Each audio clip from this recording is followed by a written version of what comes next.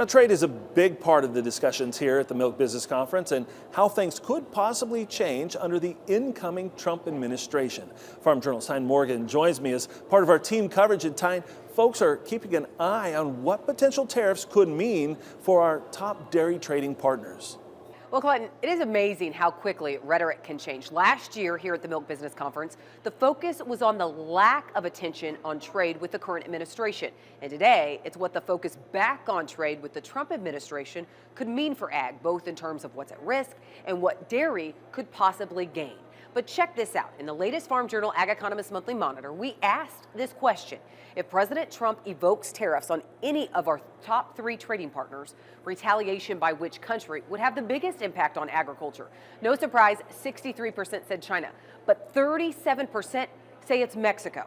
National Corn Growers Association and the American Soybean Association recently conducted analysis just looking at China and what Trump's possible 60% tariff on China would mean. In that type of situation, we were looking at if a 60% tariff on U.S. corn and soybeans translated to a 13-cent per bushel drop in corn price in this projection modeling that we did. But that doesn't account for Mexico. If we have a situation with Mexico, that's a whole different ballgame because, over 40% of our corn exports have gone to Mexico this year. Just a really critical trading partner for corn. Now, Clinton, here is another big wild card when it comes to trade. During the first Trump administration, the U.S. struck a trade deal with China. Much of that created new and more demand for many U.S. ag goods. We actually had record corn exports to China as a result of phase 1. So will Trump pick back up where he left off? If so, that could actually be good for U.S. ag trade. Reporting from the Milk Business Conference here in Las Vegas, I'm Tyne Morgan. All right, thanks, Tyne. While Canada may not top the list as the biggest concern for agriculture if trade hiccups emerge, it is a big issue for U.S. dairy.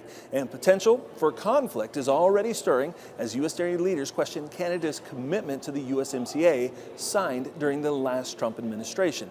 According to the International Dairy Foods Association, members have yet to receive the full range of dairy access promised by Canada under the agreement.